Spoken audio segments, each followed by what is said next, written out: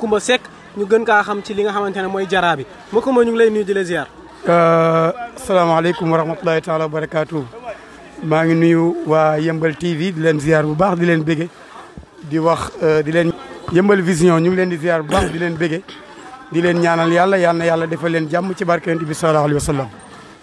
tey ñu ñëw fekk la fi nga xamante ne mooy fi ñuy defee burdu bi chaque at waaye daanaka ren daan am liggéey bu mucc ayib bi nga xamante ne mooy préparation bi waaye ren dañoo gis ne préparation bi dafa ute ak yeneen bis yi ndax ren dañoo nekk mu fekk ci nawet yàlla def fi ngeen daan defee burdu bi ñu def ko tali mais ñu gis ne ndox mi dafee taxaw mbalit bi bëri fi lan mooy seen taxawaay fii nga xamante ne mooy fi ngeen defee kii bi waaw ñëw fas yéene def comme niñ ko daan defee rek ndax même bu fi dara nekkul woon sax dañ ko daan def pour setal yoon wi ak fi nit ñi di jaar ndax fooy tàntal yonent bi rek foofu war naa set ndax yonent bi set rek nañ ko xamee barakallaahu tey nag mu gën a garaaw ndax canalisation bi eggagul loolu moo tax ndox mi taaju fii waaye nag mu tombeek nawet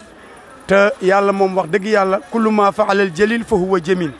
buur bu dul juum lu mu def noonu la yàlla ñëw ak ndoxam mu tombeek nawet bi te daan na tombeek gàmm tabarakallah waaye jamono boobu ak bii melul ni ndax jeunes yi dañoo gën a engagé wu ci tarixa cheikh jeunes yi gën a engagé wu ci Cheikh Seydi El Hadji Malick rawatina bourde populaire yi moo tax ñu fas yéene dajaloo fii ñu daan dajaloo tabarakallah fas yéene koo sesatal bi nag métti na trop ndax ni ma ko waxee sànq rek li fi xew ak canalisation bi ñàkk a dem ak yooyu ak ndox mi tabarakallah moo tax ñu fas yéene koo dindi ba bu subaa incha allah fu waay mën a jóge boo ñëwee am foo toog sa yére du tax dara du tax nga nekk à l'aise bañ burdu ba pare incha allah nga delluwaat tabarakallah comme yéen a ko déggandoo Macoumba li mu wax noonu waaye ñu gën laa xamee ci li nga xamante ne soppe yi ñu ngi xaar lan